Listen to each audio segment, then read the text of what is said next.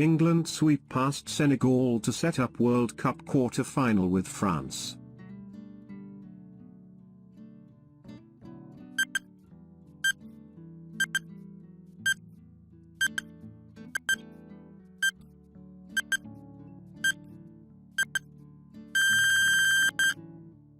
From first to last, the drumbeats were relentless from the small section of Senegal supporters. They pounded in the temples of everybody present, creating an oppressive backdrop to this high-stakes occasion. It was one in which England had to show their concentration, their resilience, their quality. How they succeeded, lengthening their stride after a sticky start to set up a mouth-watering quarter-final against France on Saturday back here at Albight. England stayed calm when Senegal threatened to turn the first half into an ordeal for them, and, when they had their opportunities, they made them count. Jordan Henderson does not score many at this level, but he was there to get things started, and, when Harry Kane made it 2-0 before half-time, it felt as though Senegal were broken. It was Kane's first goal at this World Cup. He knew it would come. He even said so during the build-up. The rush of elation for him was familiar, but it still felt impossibly good, as it did for Bukayo Saka,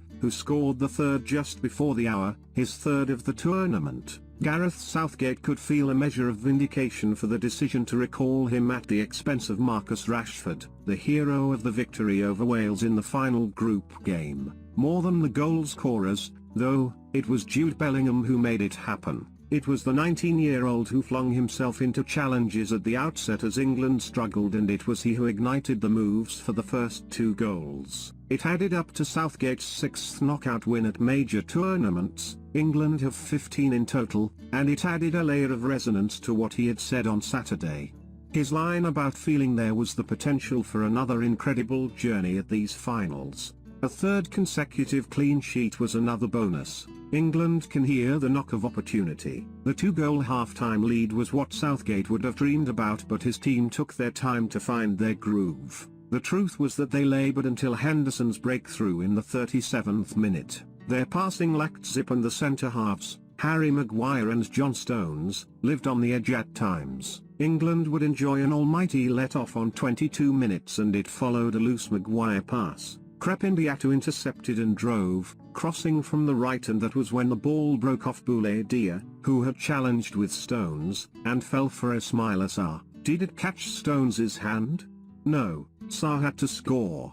Instead, he blazed high from 6 yards. Senegal played on the front foot in the first half, moving the ball nicely, hinting at problems for England. Their supporters made their side-to-side dance moves in mesmeric sync. The tie could have taken another unwanted turn for England after the half-hour. Again, the passing was loose, Saka giving the ball away to Sarr, and, when he played in Dia, the striker bought a yard off Stones to the left of goal and shot. Jordan Pickford showed excellent reflexes to make the save. At that point, England had offered next to nothing as an attacking force. Then they made their play, and it was exhilarating. Bellingham at the heart of the transformation. It was a flick from Phil Foden that started the move for the opener, and, when Kane looked up the left flank, Bellingham was already running, taking the pass in his rangy stride.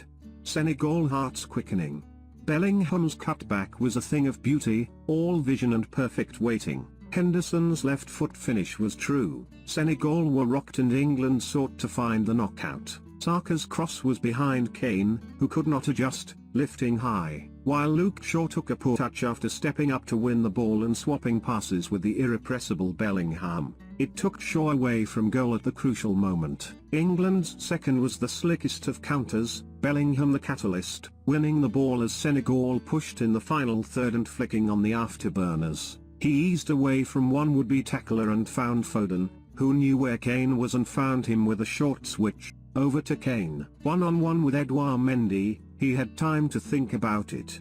Good. He concentrated on the connection, and it was sweet, the shot singing into the far corner. Southgate had been unable to select Raheem Sterling because the winger had to return to London after his family home was burgled, and it was surely a tough call to omit Rashford. As Southgate has stressed, However, it is not only about the starting 11. Senegal's fine start morphed dramatically into a nightmare for them, and it was all over when Saka scored, moments after Mendy had almost spilled a cane blast from distance. England's ability to win the ball high up was a factor in their supremacy, and, when Shaw did so on the left, they were up and running again. Kane was involved, and it was Foden who played the final pass, a low cross from the left, which Saka read before his marker, Ismail Jacobs. Saka's distinct finish was too good for Mendy. England had put an unbeaten record against African opposition on the line. Never in 20 previous meetings with teams from the continent had they lost, and that took in 7 World Cup ties, the most famous of which was surely the quarter-final win over Cameroon at Italia 90. This one might not be remembered as a classic, it came to feel too comfortable. It was no less important.